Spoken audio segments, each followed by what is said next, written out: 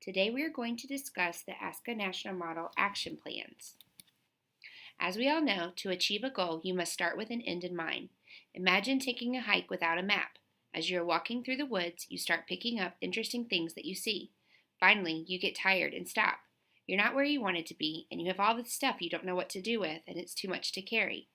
That's how counseling without a plan can end up. You don't achieve the goals that you wanted, and you have picked up random data points all along the way with no real plan. What a frustrating feeling.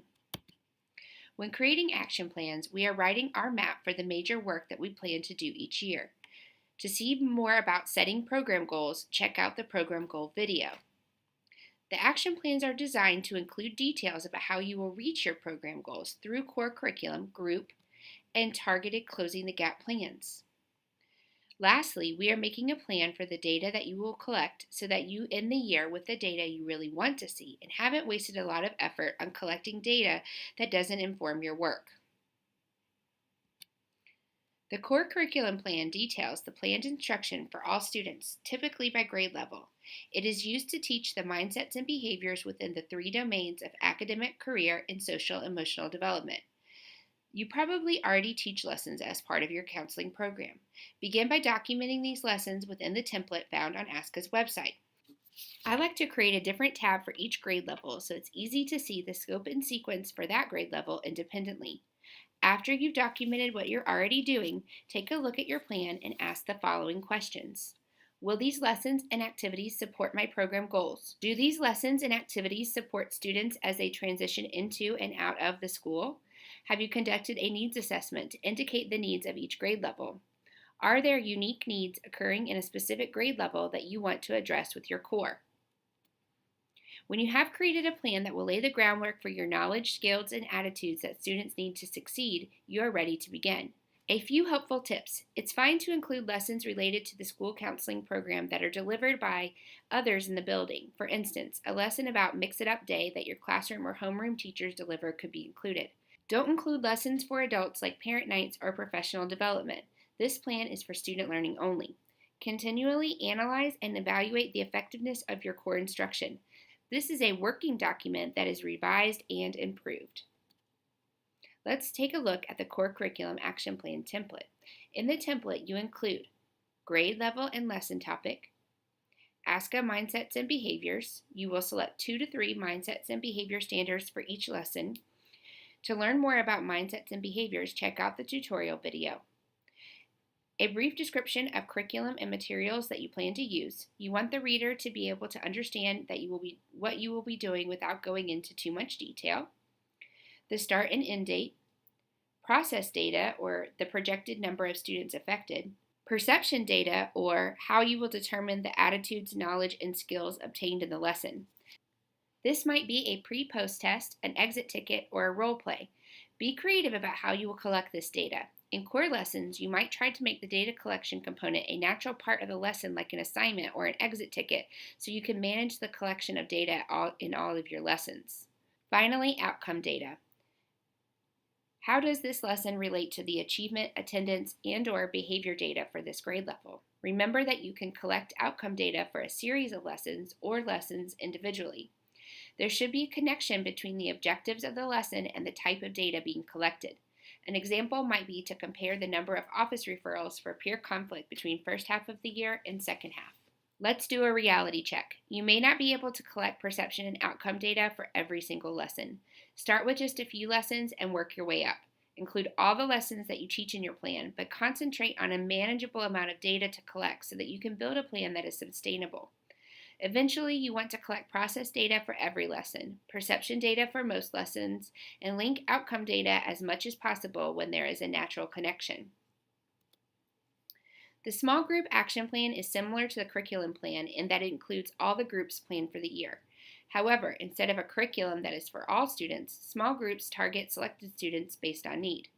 The small group action plan is a working document and may be updated or revised as needs arise during the school year. To begin, determine how many groups are manageable for each counselor to conduct. Once you have a total number of groups, look at your school's data to determine the greatest needs that can be supported through small group counseling. Consider students who have attendance, achievement, or behavior concerns. You can also use a group needs assessment for teachers, administrators, or parents to determine which groups to offer. Once you have a plan for the groups that you will offer, identify students who would be the best fit for each group. There may be students who show a need, but for whom group counseling is not a good fit. If that is the case, make an alternate plan for the student to ensure that their needs are met. Once you have your list of plan groups, you can complete the small group action plan. Include the grade level and group topic. Include ASCA mindsets and behaviors. You will select about 2 to 3 mindsets and behavior standards for each lesson with some overlap. To learn more about mindsets and behaviors, check out the tutorial video. A brief description of curriculum and materials that you plan to use. You want the reader to be able to understand what you'll be doing without going into too much detail. The start and end date. Process data, the projected number of students who will be in the small group. If you run multiple sections of the same group, it's fine to include all students in one line. For instance, if you have 4 academic achievement groups running simultaneously, write the total number of students in this group here. Perception data, how you will determine the attitudes, knowledge, and skills obtained in the lesson. In small groups, you will typically use a pre-post test. Outcome data, how will you determine the effectiveness of the group? Compare achievement, attendance, or behavior data before the group to the same data after the group. Keep it simple. The Closing the Gap action plan looks at a targeted group of students who show a gap in their academic, attendance, or behavior data. These gaps are identified by disaggregating data for specific categories. You may use a larger program goal like increasing graduation rates and drill down to a discrepancy between subgroups. Or you may write your program goal with a targeted group in mind.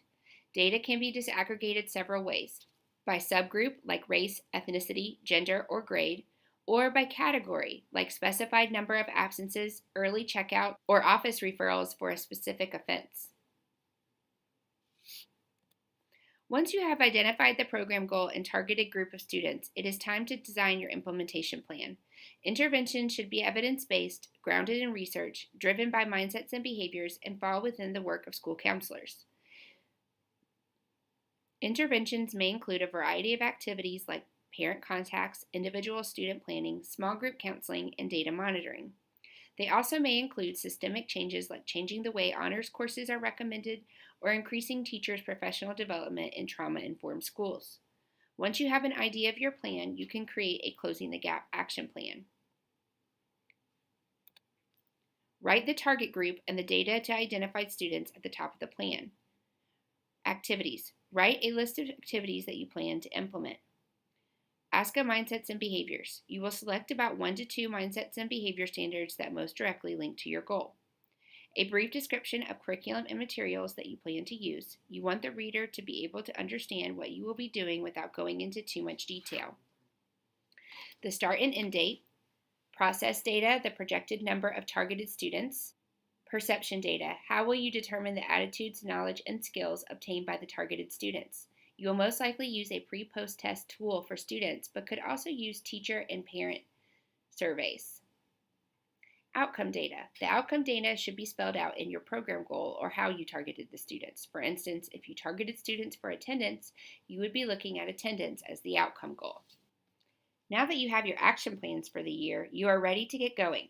Remember that action plans are not designed to capture all of your work, but will help you to maintain focus on your goals. Other needs will arise throughout the year, but having a plan keeps the program from straying off course, or if a change is needed, to make that change in a way that is purposeful and best for kids. Thanks for joining us today. Please let us know if you have any questions.